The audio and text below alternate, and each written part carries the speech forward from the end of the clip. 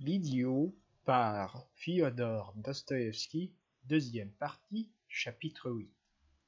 Messieurs, commença le prince, je ne m'attendais à voir aucun de vous. Moi-même, j'ai été malade jusqu'à ce jour. Quant à votre affaire, dit-il en s'adressant à Antip Burdovski, il y a un mois que je l'ai confiée à Gabriel Ardalionovitch, comme je vous en ai alors avisé. D'ailleurs, je ne me refuse pas à m'en expliquer personnellement avec vous. Seulement, vous conviendrez qu'à cette heure, si cela ne doit pas être trop lent, je vous propose de passer avec moi dans une autre pièce. J'ai ici en ce moment des amis, et je vous prie de croire. Des amis? Tant que vous voudrez, mais permettez, interrompit brusquement le neveu de Lebedev sur un ton d'autorité, sans toutefois trop élever la voix. Permettez-nous de vous déclarer que vous auriez pu vous comporter plus poliment à notre égard, et ne pas nous faire attendre 2 heures dans votre antichambre. Et certainement, moi aussi, voilà comment agissent les princes. Et vous? Êtes-vous donc un général? Et moi, je ne suis pas votre laquais. Mais bafouilla tout à coup Antip Burdovski au comble de l'émotion. Ses lèvres frémissaient, sa voix tremblait d'exaspération. La salive lui sortait de la bouche en bulles qui éclataient. Son débit était si précipité qu'au bout de 10 mots, il était devenu complètement incompréhensible. Oui, voilà des procédés de prince, fit Hippolyte d'une voix criarde. Si l'on avait agi ainsi avec moi, grogna le boxeur, je veux dire, si ce procédé s'était adressé à moi en ma qualité de gentilhomme, à la place de Burdovski, j'aurais... Messieurs, vous pouvez m'en croire, il y a seulement une minute que j'ai appris que vous étiez ici, observa le prince. Nous ne craignons nullement vos amis, prince, quels qu'ils soient, parce que nous sommes dans notre droit, reprit le neveu de Lebedev. Qui vous autorise, permettez-nous de vous le demander, à soumettre l'affaire de Burdovski au jugement de vos amis. Glapit de nouveau Hippolyte, qui était maintenant fort échauffé. Nous ne sommes peut-être pas disposés à accepter ce jugement. Nous ne savons que trop ce qu'il peut signifier. Le prince, tout décontenancé par cet exorde, eut du mal à placer une réplique. Mais je vous ai déjà dit, monsieur Burdovski, que si vous ne voulez pas vous expliquer ici, nous pouvions tout de suite passer dans une autre pièce. Je vous répète que je viens seulement d'apprendre votre présence. Mais vous n'avez pas le droit, non, pas le droit, vos amis, voilà, bredouilla de nouveau Burdovski en jetant autour de lui un regard de farouche défiance et en se mentant d'autant plus qu'il se sentait moins rassuré. Vous n'avez pas le droit. Il s'arrêta net, comme si quelque chose s'était brisé en lui, et le corps penché en avant fixa sur le prince, comme pour l'interroger, des yeux de myope striés de petites veines rouges. Cette fois, la surprise du prince fut telle qu'il ne trouva pas un mot à dire et regarda, lui aussi, Burdovski en écarquillant les yeux. Léon Nikolaïevitch l'interpella soudain, Elisabeth Prokofievna dit ceci, séance tenante. C'est en rapport direct avec ton affaire. Elle lui tendit en hâte un hebdomadaire humoristique et lui indiqua du doigt un article. Lebedev, désirant se faire bien voir de la générale, avait tiré ce journal de sa poche au moment où les visiteurs étaient entrés et il l'avait placé sous ses yeux en lui montrant une colonne marquée d'un trait de crayon. Les quelques lignes qu'Elisabeth Prokofievna avait eu le temps de lire l'avaient profondément troublée. Il vaudrait peut-être mieux ne pas lire cela à haute voix, balbutia le prince tout confus. J'en prendrai connaissance tout seul, plus tard. Eh bien, ce sera toi qui liras cela, tout de suite et à haute voix. Tu entends, à haute voix, dit Elisabeth Prokofievna à Kolya, après avoir retiré d'un geste impatient le journal des mains du prince, qui avait à peine eu le temps d'y jeter les yeux. Lis cet article à haute voix pour que tout le monde l'entende. Elisabeth Prokofievna était une femme emportée et impulsive, qui parfois sans mûre réflexion levait toutes les ancres et se lançait au large en dépit de la tempête. Ivan Fyodorovitch eut un mouvement d'inquiétude, et tandis que les assistants restaient en suspens, dans l'attente et la perplexité, Kolya ouvrit le journal et se mit à lire à haute voix l'article que Lebedev, s'était empressé de lui indiquer. Prolétaires et rejetants. Un épisode de brigandage du jour et de chaque jour. Progrès, effort, justice.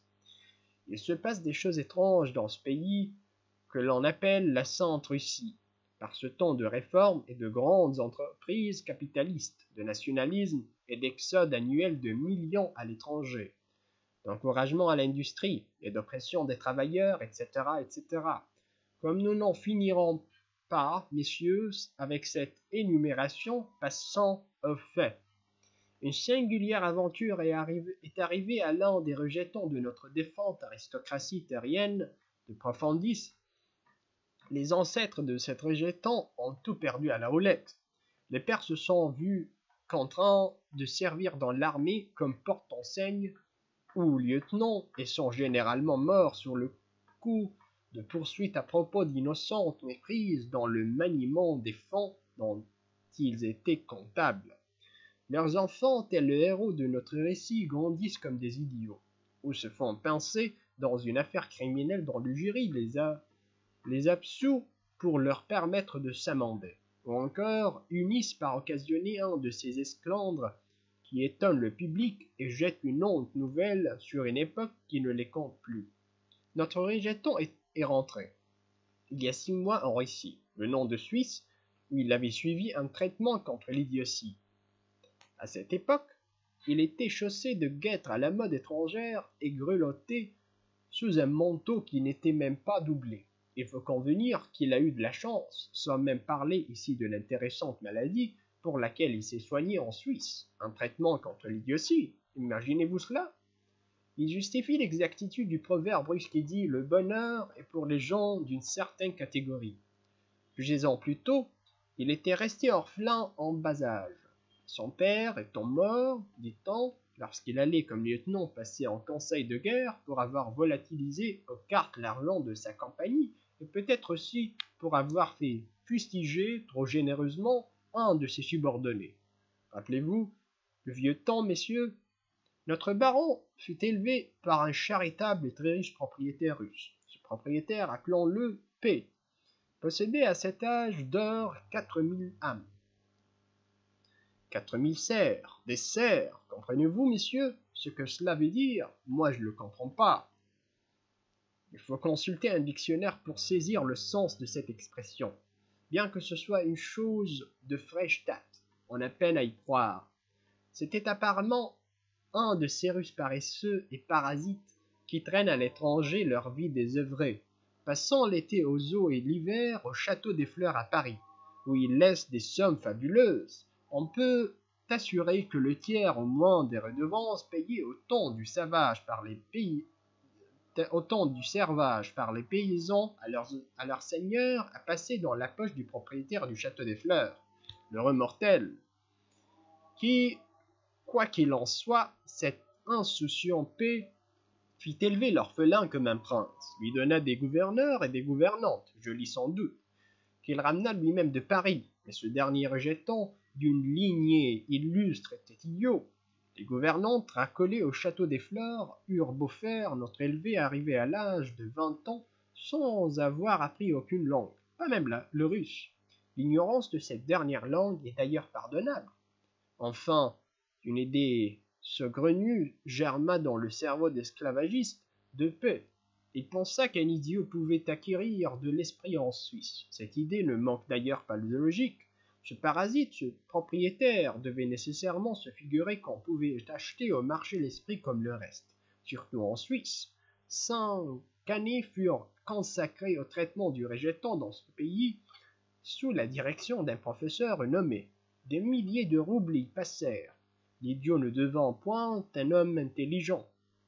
Cela va sans dire, mais on prétend qu'il commença à ressembler plus ou moins à un être humain.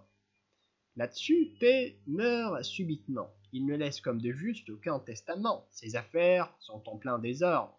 Une foule d'héritiers avides se présente. Aucun d'eux n'a cure d'entretenir des rejetons de noble race et de les aider par charité à guérir en Suisse leur idiotie congénitale.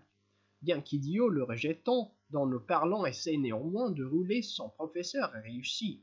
dit-on en lui cachant la mort de son bienfaiteur à se faire soigner chez lui gratuitement pendant 2 années encore.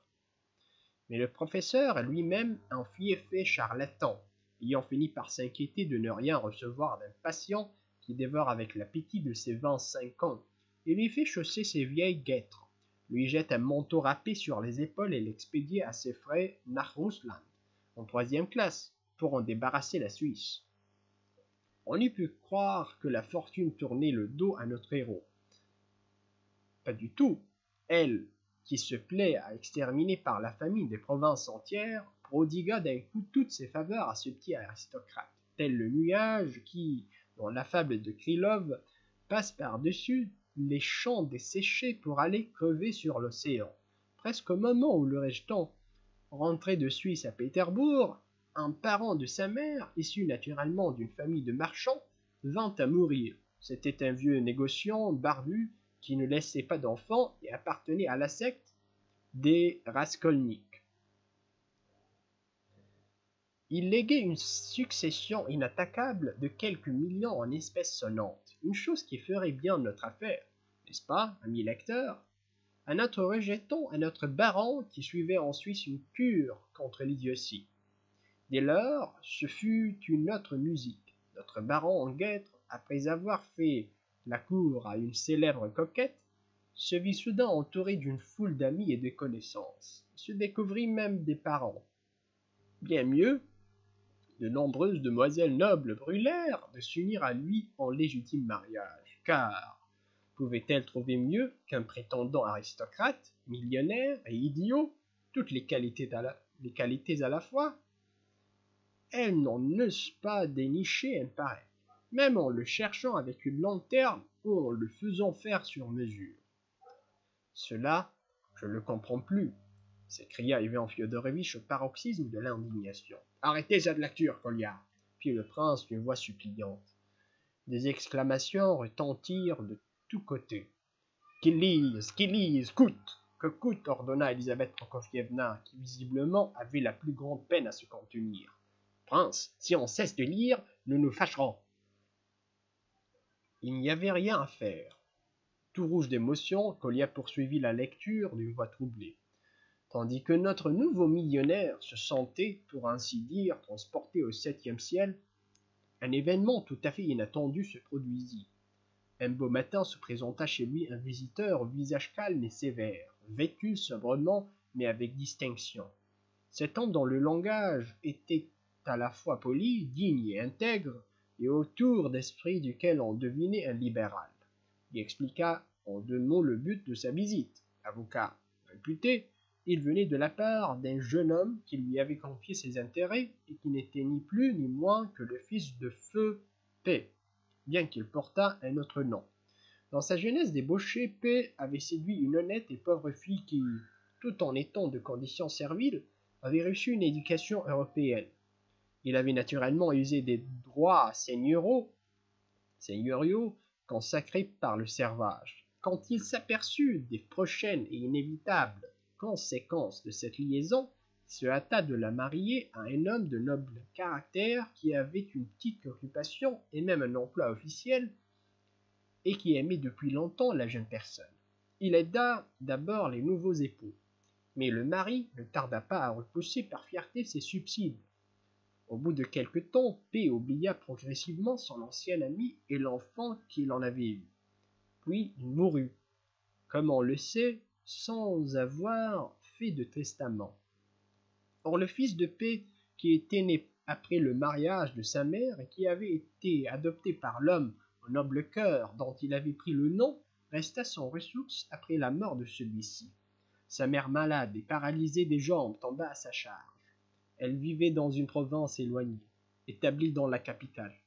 Il gagnait honnêtement sa vie en donnant chaque jour des leçons dans des familles de marchands.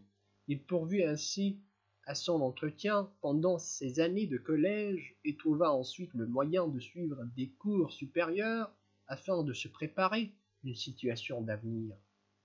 Mais que peuvent rapporter des leçons dans des familles de marchands russes qui vous payent 10 kopecks l'heure? Surtout lorsqu'on doit venir en aide à une mère malade et infirme. La mort de celle-ci dans sa lointaine province diminua à peine la gêne du jeune homme. Maintenant, une question se pose. Comment, en toute justice, notre végétant aurait-il dû raisonner?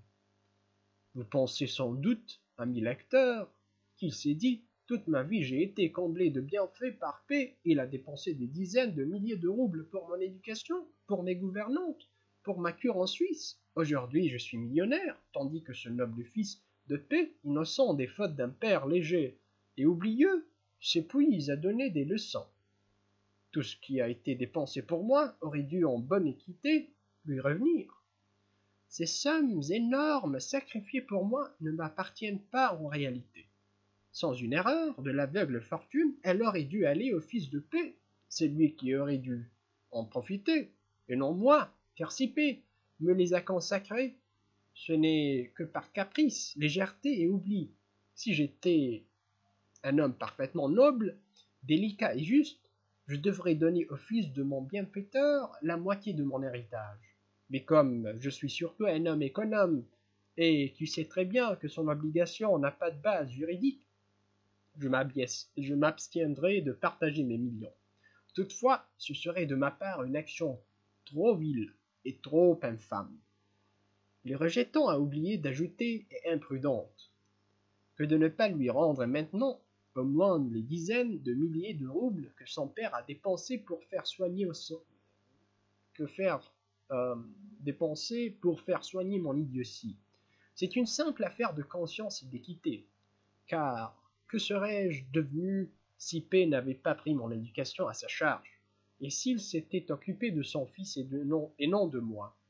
Mais non, messieurs, nos rejetons ne raisonnent pas de la sorte, le croiriez-vous?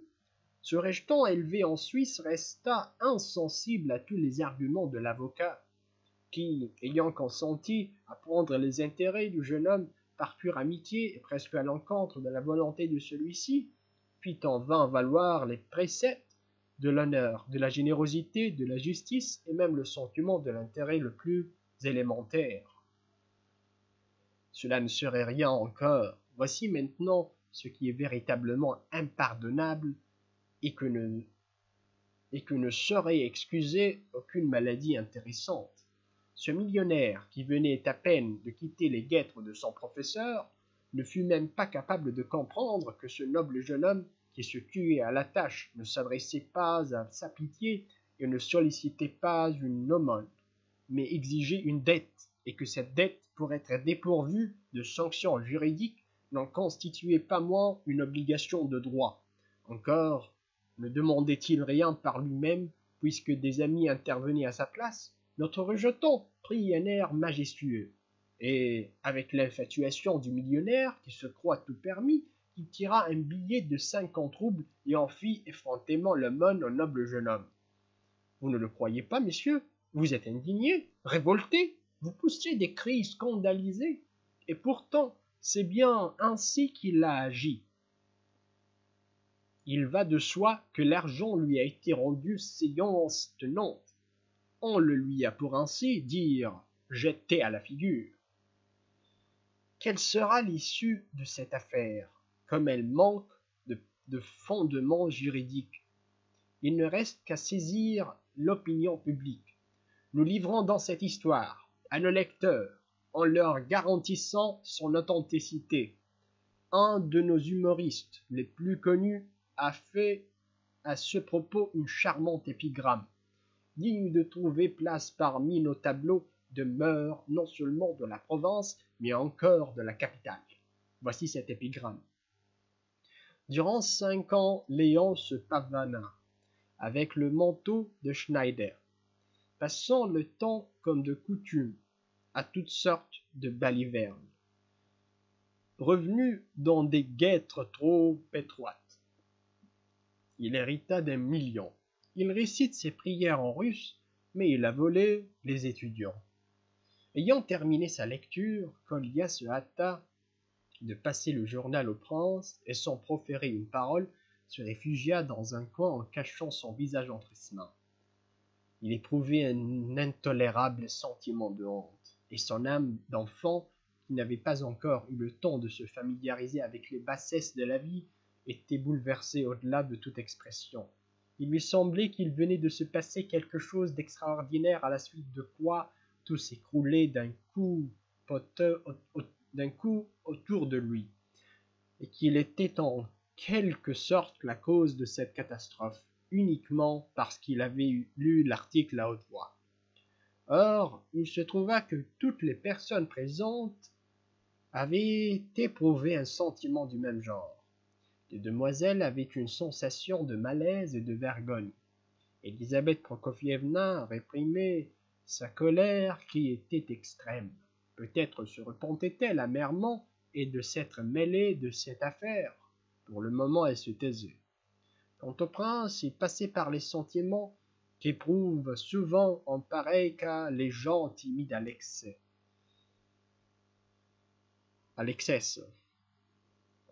Il concevait une telle honte de l'action d'autrui et se sentait si mortifié pour ses hôtes qu'il fut un moment sans oser même les regarder. Titine, Barbe, Gagna et même les Bédèves, tous avaient l'air plus ou moins confondus. Le plus singulier était qu'Hippolyte et le fils de Pavlichev paraissaient eux aussi passablement surpris. Le neveu de Lebedev affectait une mine de mécontentement. Seul le boxeur avait gardé un calme parfait. Il relevait ses moustaches avec importance et baissait un peu les yeux, non par gêne, mais au contraire par un sentiment de généreuse modestie, tempérant un triomphe trop visible. Il était évident que l'article lui plaisait énormément. Le diable essaie devient cette infamie, murmura Ivan Fyodorovitch. C'est à croire que 50 laquais se sont associés pour composer une pareille ignominie. Permettez-moi de vous demander, mon cher monsieur, de quel droit vous émettez des suppositions aussi blessantes, déclara Hippolyte, tout tremblant de colère. Pour un gentilhomme général, c'est une offense, vous en conviendrez, un gentilhomme, grogna le boxeur, qui, tressaillant tout à coup, se mit à tordre ses moustaches de plus belle, tandis que ses épaules et son corps étaient secoués de frémissements. D'abord, je ne suis pas votre cher monsieur. Scandement, je n'ai aucune explication à vous donner, répondit sur un ton raide le général, que cet incident avait vivement courroucé. Sur quoi il se leva, et sans ajouter un mot, fit mine de descendre par la terrasse, mais resta sur la marche du haut, le dos tourné au public, et était outré de voir qu'Elisabeth Prokofievna, même à ce moment, ne pensait pas à s'en aller. « Messieurs, messieurs, laissez-moi enfin m'expliquer !» s'écria le prince plein d'angoisse et d'émotion. « Faites-moi le plaisir de parler de façon que nous nous comprenions les uns les autres. Je n'ai rien à vous dire au sujet de cet article. N'y revenons pas. Sachez seulement, messieurs, que son contenu est entièrement faux. Je le dis parce que vous le savez aussi bien que moi. C'est même une honte. Et je serais stupéfait que l'un de vous en fût l'auteur. Jusqu'à ce moment, je ne savais rien de cet article, déclara Hippolyte. Je ne l'approuve pas. Moi, j'en connaissais l'existence, mais je n'aurais pas conseillé de le publier. C'était prématuré, ajouta le neveu de Lebedev. Et moi, je le connaissais, mais c'est mon droit. Je balbutia le fils de Pavlichev. Comment? C'est vous qui avez inventé tout cela? Demanda le prince en examinant Burdovski avec curiosité. Ce n'est pas possible. On pourrait vous dénier le droit de poser de semblables questions, fit remarquer le neveu de Lebedev. Je me suis borné à exprimer mon étonnement de ce que M. Burdovski ait réussi à... Mais enfin, je veux dire ceci. Du moment que vous avez déjà livré cette affaire à la publicité, je ne vois pas pourquoi vous avez pris la mouche tout à l'heure, lorsque j'ai voulu en parler devant mes amis. Enfin, murmura Elisabeth Prokofievna avec indignation. Lebedev, à bout de patience, se faufila soudain entre les chaises. C'était en proie à une sorte de fièvre. Il y a une chose, dit-il, prince, que vous ayez oublié d'ajouter.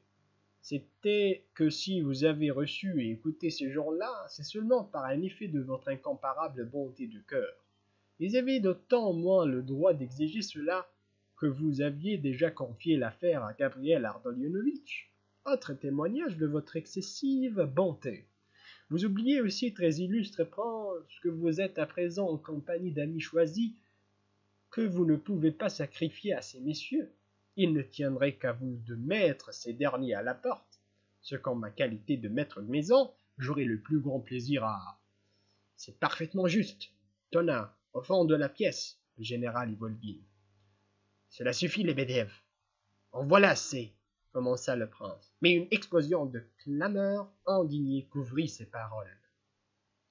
Non, prince, excusez, cela ne suffit pas, cria le neveu de Lebedev, dont la voix domina celle des autres. Il faut maintenant mettre les points sur les i, car on n'a pas l'air de vouloir comprendre. On fait intervenir ici des arguties de droit au nom desquels on menace de nous mettre dehors. Mais prince, nous croyez-vous assez sots pour ne pas comprendre nous-mêmes que notre affaire est dénuée de toute base juridique et que la loi ne nous permet pas d'exiger de vous le moindre rouble. C'est justement parce que nous le comprenons que nous nous plaçons sur le terrain du droit humain, du droit naturel, du droit du bon sens et de la conscience. Peu importe que ce droit-là ne soit pas inscrit dans quelque code vétuste, car un homme de sentiments nobles et honnêtes, autrement dit un homme de jugement sain, a le devoir de demeurer fidèle à ses sentiments, même dans les cas sur lesquels le code reste muet. Si nous sommes venus ici sans craindre d'être mis à la porte, comme vous venez de nous en menacer à cause de nos exigences, car il s'agit d'exigences et non de prières, et de l'heure indue de notre visite. D'ailleurs, nous ne sommes pas venus tard. C'est vous qui vous avez fait poser dans l'antichambre. C'est parce que nous avons présumé trouver précisément en vous un homme de jugement sain, c'est-à-dire un homme d'honneur et de conscience. Oui, c'est la vérité. Nous ne nous sommes pas présentés humblement, comme des parasites en quête de vos bonnes grâces. Nous sommes entrés la tête haute, comme des hommes libres, qui n'ont pas une prière, mais une libre et fière sommation à formuler. Vous entendez? Une sommation, et non une prière. Notez bien cela. Nous vous posons la question avec dignité et sans détour. Croyez-vous avoir raison ou tort dans l'affaire Bourdovski? Reconnaissez-vous que Pavlichev a été votre bienfaiteur et que, peut-être, vous lui devez la vie? Si vous reconnaissez cette vérité d'évidence, avez-vous l'intention et trouvez-vous équitable en conscience maintenant que vous êtes millionnaire de dédommager le fils de Pavlichev qui se trouve dans la misère sans vous arrêter au fait qu'il porte le nom de Bourdovski? Oui ou non?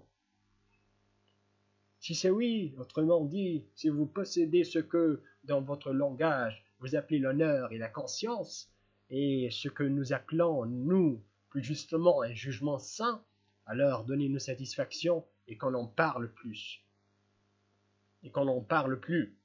Réglez l'affaire sans attendre de nous ni prière ni reconnaissance, car ce que vous ferez, vous ne le ferez pas pour nous, mais pour la justice. Si vous refusez de nous donner satisfaction, c'est-à-dire si vous répondez non, alors nous partons sur le champ, et l'affaire en reste là. Mais nous tenons à vous dire, les yeux dans les yeux, et en présence de tous vos témoins, que vous êtes un esprit grossier et de culture inférieure, que vous n'avez plus le droit désormais de vous regarder comme un homme d'honneur et de conscience, parce que ce droit, vous voulez l'acheter sans y mettre le prix. J'ai dit, je vais poser la question. Mettez-nous maintenant à la porte si vous l'osez. Vous pouvez le faire, vous avez la force. Mais rappelez-vous que nous exigeons et ne quémandons pas. Nous exigeons, nous ne quémandons pas. Le neveu de Lebedev s'arrêta. Il avait parlé avec une vive excitation. Nous exigeons, mais flou, ne quémandons pas. Balbutia Bourdovski, rouge comme une écrevisse. Après le discours du neveu de Lebedev, il y eut un mouvement général. Des murmures se firent étendre, bien que la tendance de chacun fût visiblement d'éviter de se mêler de cette affaire, à l'exception du seul. Lebedev, toujours fort agité, chose singulière, quoique partisan du prince, Lebedev semblait avoir tiré une sorte d'orgueil familial de l'audition de son neveu. Du moins, jetait-il sur l'assistance des regards où se manifestait une satisfaction particulière. À mon avis, commença le prince d'une voix assez basse, vous avez admis raison, monsieur Doktorenko, dans tout ce que vous venez de dire. J'admets même que vous ayez beaucoup plus qu'admis raison, et je serais complètement d'accord avec vous s'il n'y avait eu une omission dans votre discours. Ce que vous avez omis, je ne saurais vous le dire exactement, mais enfin, il manquait quelque chose à vos paroles pour que vous soyez tout à fait dans le vrai. Mais parlons plutôt de l'affaire elle-même, messieurs. Et dites-moi pourquoi vous avez publié cet article. Ne croyez-vous pas qu'il contient autant de calomnies que de mots? Mon avis, messieurs, est que vous avez commis une vilenie. Permettez, mon cher monsieur. Ah, mais cela s'écrièrent à la fois les visiteurs en donnant des signes d'agitation. Pour ce qui est de l'article, répliqua Hippolyte de sa voix criarde, je vous ai déjà dit que ni moi ni d'autres ne l'approuvons. L'auteur, le voici. Il montra le boxeur assis à côté de lui. Sans facture, mais je le reconnais, inconvenant, écrit par un ignorant et dans un style qui sent son militaire en retraite. C'est un sot et un chevalier d'industrie, d'accord. Je lui répète tous les jours en face. Néanmoins, il était à moitié dans son droit. La publicité est un droit légal qui appartient à tout le monde, et par conséquent à Bourdovsky. S'il y mêle des inepties, c'est sous sa responsabilité personnelle. Quant à la protestation que j'ai élevée tout à l'heure au nom de nous tous contre la présence de vos amis, je crois nécessaire, messieurs, de vous déclarer qu'elle n'avait d'autre but que d'affirmer notre droit. Au fond, nous désirions qu'il y eût des témoins, et avant d'entrer, nous étions déjà tous les quatre d'accord sur ce point. Nous acceptons ces témoins, quels qu'ils soient, même si ce sont vos amis, comme ils ne peuvent méconnaître le bon droit de Bourdovsky, vu que ce bon droit est d'une évidence mathématique. Il est préférable que ce soit vos amis. La vérité ne s'en imposera qu'avec plus de clarté. C'est exact. Nous en étions convenus ainsi, confirma le neveu de Lebedev. Alors, si telle était votre intention, pourquoi avoir fait un pareil tapage dès les premiers mots de notre entretien? Objecta le prince surpris. Le boxeur avait une furieuse envie de placer son mot. Il intervint sur un ton d'aimable entrain. On pouvait conjecturer que la présence des dames faisait sur lui une forte impression. En ce qui concerne l'article, prince, dit-il, je reconnais que j'en suis effectivement l'auteur, bien que mon maladie famille vienne d'en faire l'éreintement. Ce que je lui pardonne, comme le reste, vu son état de faiblesse. Mais je l'ai écrit et fait imprimer sous forme de correspondance dans le journal d'un de mes bons amis. Seuls les vers, ce sont pas de moi. Ils sont dus à la plume d'un humoriste en renom. Je me suis borné à lire l'article à Bourdovsky. Encore, ne lui ai-je pas tout lu. Il m'a tout de suite autorisé à le publier, convenez que je n'avais même pas besoin de son consentement pour le faire. La publicité est un droit universel, noble et bienfaisant. J'espère, prince, que vous-même êtes trop libéral pour en disconvenir. Je n'en disconviens pas, mais vous avouerez que dans votre article il y a des passages un peu forts. C'est ce que vous voulez dire? Mais ils sont justifiés, en quelque sorte, par des considérations d'intérêt social. Reconnaissez-le vous-même. Et puis, peut-on laisser passer pareille occasion? Tant pis pour les coupables, l'intérêt de la société avant tout. Pour ce qui est de certaines exactitudes, ou pour mieux dire de certaines hyperboles, vous conviendrez encore que ce qui importe principalement, c'est l'initiative, le but poursuivi, l'intention. L'essentiel, c'est de donner un exemple salutaire, quitte à débattre ensuite les cas particuliers. Enfin, quant au style, mon Dieu, c'est le genre humoristique. Tout le monde écrit comme cela. Reconnaissez-le vous-même. Ah! Mais vous avez fait fausse route, messieurs, s'exclama le prince. Je vous l'affirme, Vous avez publié l'article avec l'idée que je ne voudrais absolument rien faire pour M. Burdovsky. Vous avez dans cette supposition cherché à m'intimider et à tirer vengeance de moi. Mais qu'en savez-vous? J'ai peut-être l'intention de donner satisfaction à Burdovsky. Je vous le dis maintenant d'une façon positive, devant toutes les personnes présentes. Telle est, en effet, mon intention. Enfin, voilà une parole sensée et noble, émise par un homme sensé et très noble, proclama le boxeur. Mon Dieu, soupira involontairement Elisabeth Prokofievna. C'est intolérable, gronda le général. Permettez, monsieur, laissez-moi exposer l'affaire, supplia le prince. Il y a environ 5 semaines, j'ai reçu à Z la visite de Tchebarov, votre mandataire et homme d'affaires, monsieur Burdovsky. Vous avez fait de lui un portrait très séduisant dans votre article, monsieur Keller, ajouta en riant le prince qui s'était tourné vers le boxeur. Cependant, le personnage ne m'a plus du tout. J'ai compris du premier coup que ce Tchebarov avait été l'instigateur de toute l'affaire et qu'il vous y avait peut-être engagé, monsieur Burdovsky, en abusant de votre simplicité, soit, dit en toute franchise. Vous n'avez pas le droit. Je ne suis pas si simple, bafouilla Burdovsky, tout décontenancé. Vous n'avez nul droit d'émettre de pareilles suppositions, proféra d'un ton sentencieux le neveu de Lebedev. C'est souverainement affreux. Clapit Hippolyte, c'est une supposition blessante, mensongère et sans aucun rapport avec l'affaire. Le prince s'empressa de se disculper. Pardon, messieurs, pardon. Je vous en prie, excusez-moi. J'avais pensé qu'il serait préférable de s'exprimer de part et d'autre, avec une entière sincérité. Mais il en sera comme vous le voudrez, j'ai répondu à Tchebarov, qu'étant absent de Pétersbourg, je priais sans retard un ami de suivre cette affaire et que je vous aviserai du résultat. Vous, monsieur Burdovsky, je vous dirai, sans embâge, messieurs, que c'est justement l'intervention de Tchebarov qui m'a fait qui m'avait flairé une escroquerie. Oh, ne vous offensez pas, messieurs, pour l'amour du ciel. Ne vous offensez pas, s'écria le prince, effrayé de voir se raviver l'émoi de Burdovsky et les protestations de ses compagnons. Quand je dis que la réclamation me paraissait une escroquerie, cela ne saurait-vous viser personnellement. N'oubliez pas que je ne connaissais alors aucun de vous.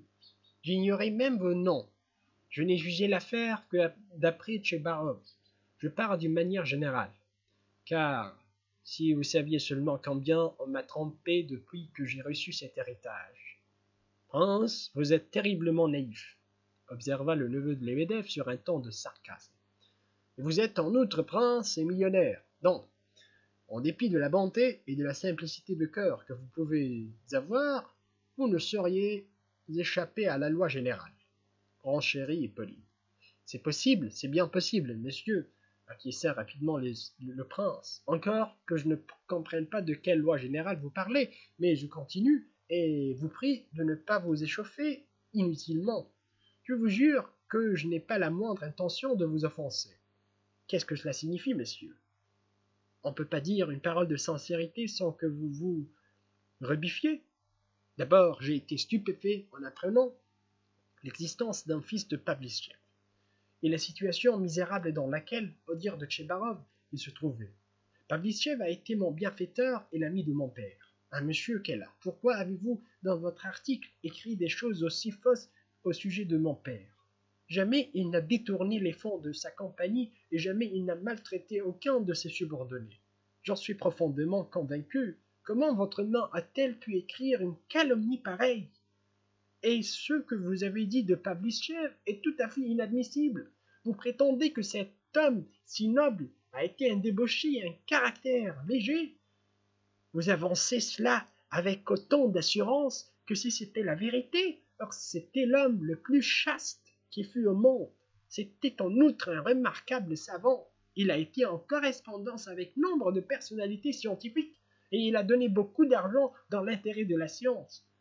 Pour ce qui est de son cœur et de ses bonnes actions, vous avez eu raison d'écrire que j'étais alors presque un idiot et ne pouvais rien en comprendre. Toutefois, je parlais et entendais le russe, mais je suis maintenant capable de juger tout ce dont j'ai le souvenir.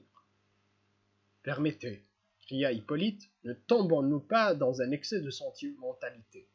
Nous ne sommes pas des enfants. Vous vouliez aller au fond de l'affaire?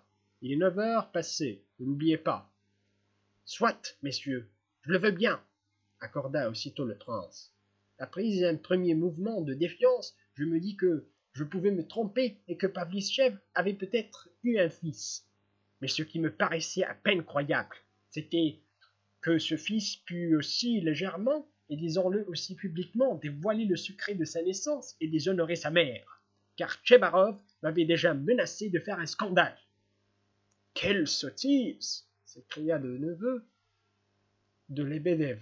« Vous n'avez pas le droit, vous n'avez pas le droit !» s'exclama Bourdovski. « Un fils n'est pas responsable de l'inconduite de son père, et la mère n'est pas coupable, jeta de sa voix perçante Hippolyte très excité. C'était, à mon sens, une raison de plus pour l'épargner, fit timidement observer le prince. Vous n'êtes pas seulement naïf, prince, vous êtes, peut-être, passez-vous les bornes de la simplicité, dit avec un rire méchant le neveu de Lebedev. Quel droit aviez-vous? Interrogea Hippolyte d'une voix qui n'avait plus rien de naturel. Aucun, se hâta d'ajouter le prince. Ici vous avez raison, je l'avoue, mais cela a été plus fort que moi. Aussitôt après, je réfléchis que mon impression personnelle ne devait pas influencer sur l'affaire. Dès lors que je me tenais pour obligé de donner satisfaction à M. Bourdovski par reconnaissance envers la mémoire de Pavlichev. Le fait d'estimer ou non M. Bourdovski ne change rien à cette obligation. Si je vous ai parlé de mon hésitation, c'est seulement, messieurs, parce qu'il m'avait semblé plus naturel qu'un fils révélât aussi publiquement le secret de sa mère. En un mot, ce fut surtout cet argument qui me convainquit que Tchebarov devait être une canaille dont les supercheries avaient entraîné M. Bourdovski dans cette escroquerie. Ah, cela passe toute mesure, s'écrièrent les visiteurs. Quelques-uns même se levèrent impulsivement.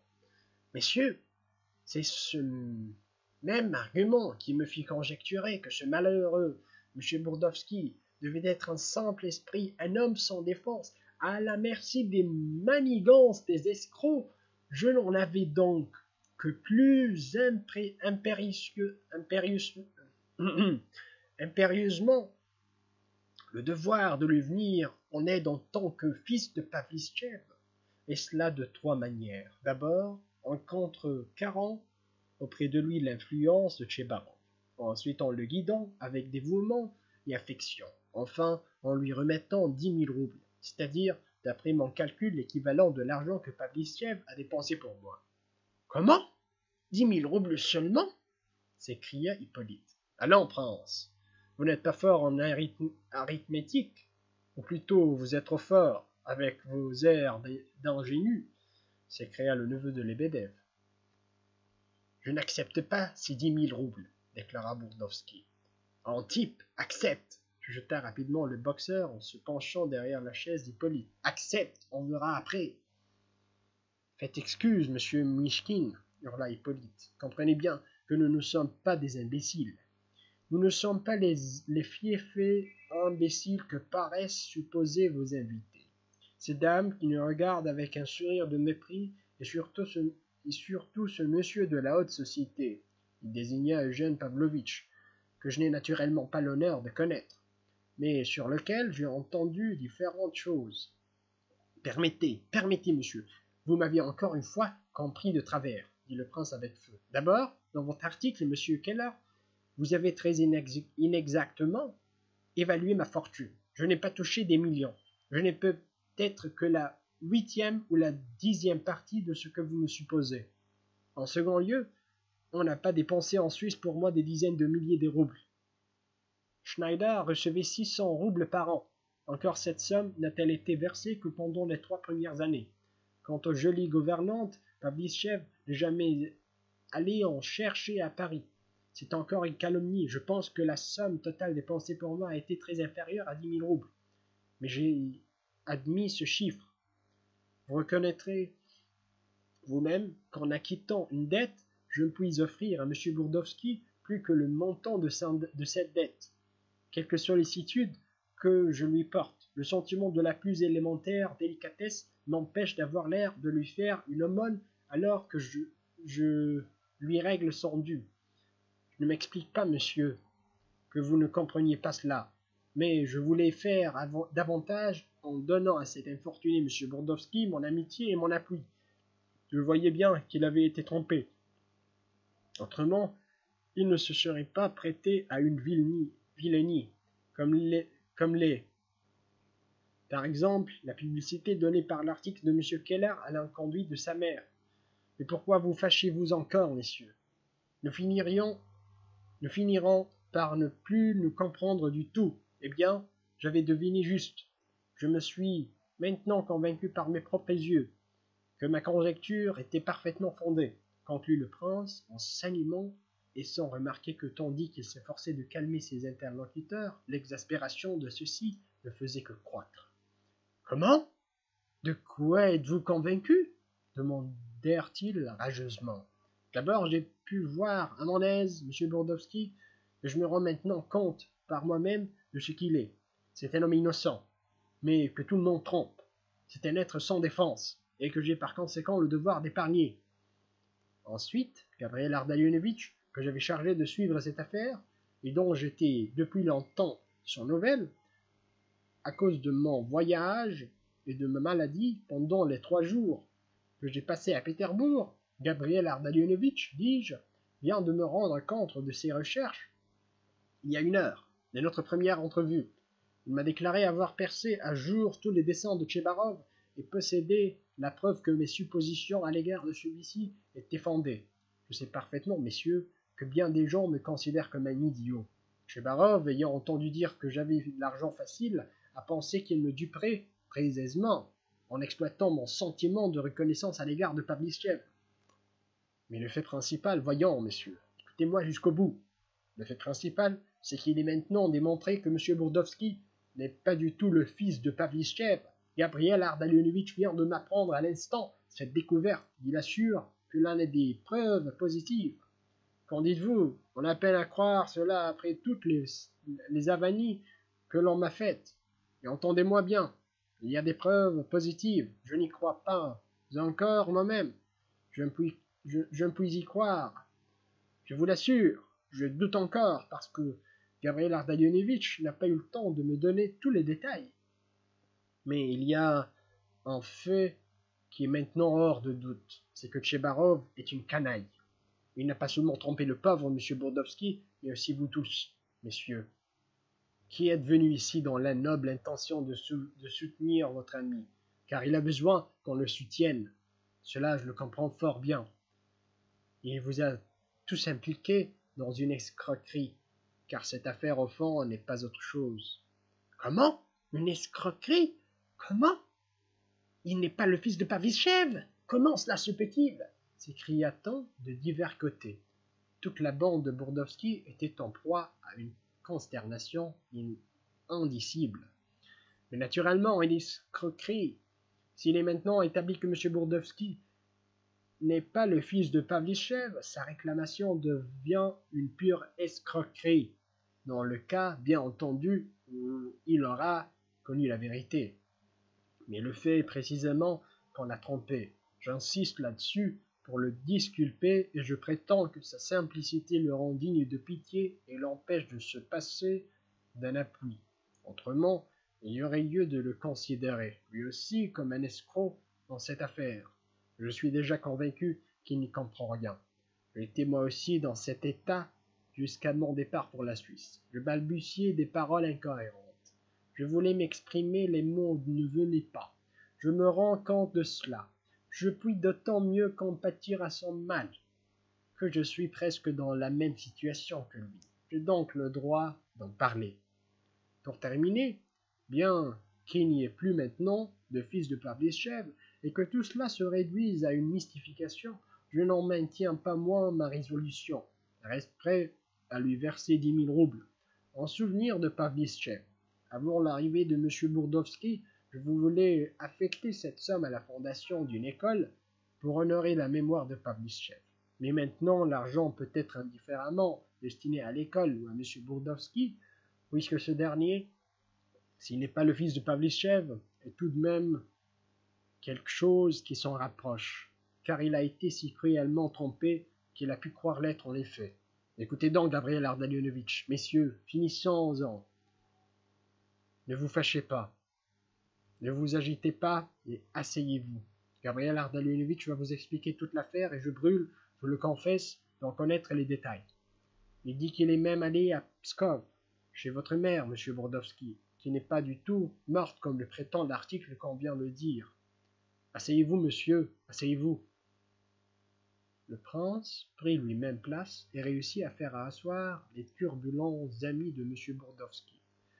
Depuis 10 ou 20 minutes, il avait parlé avec chaleur, d'une voix forte, pressant impatiemment son débit, se laissant emporter et s'efforçant de dominer les exclamations et les cris. Maintenant, il regrettait amèrement que certaines expressions ou allégations lui eussent échappé. Si on ne l'avait pas excité, poussé à bout en quelque sorte, il ne se serait pas permis d'exprimer ouvertement et brutalement quelques-unes de ses conjectures, ni de se laisser aller à des accès de franchise superflus. Dès qu'il fut assis, il se sentit le cœur étreint d'un douloureux repentir. Non seulement il se reprochait d'avoir offensé Bourdovski en le déclarant publiquement atteint de la maladie, pour laquelle il avait lui-même suivi un traitement en Suisse, mais encore il se faisait griffe de s'être comporté avec grossièreté et manque de tact en lui proposant des 10 000 roubles destinés à l'école comme une aumône et en présence de tout le monde. J'aurais dû attendre et les lui offrir demain, en tête-à-tête, pensait-il. Maintenant, la maladresse est sans doute irréparable. Oui, je suis un idiot, un véritable idiot, conclut-il dans un accès de honte et de mortification. Alors, sur son invitation, Gabriel Ardalionovitch, qui puisque-là s'était tenu à l'écart et n'avait pas desserré les dents, s'avança, prit place à côté de lui et se mit à rendre compte d'une voix claire et posée de la mission qui lui avait été confiée. Les conversations cessèrent aussitôt, et tous les assistants, surtout les amis de Bourdovski, prêtèrent l'oreille avec une extrême curiosité.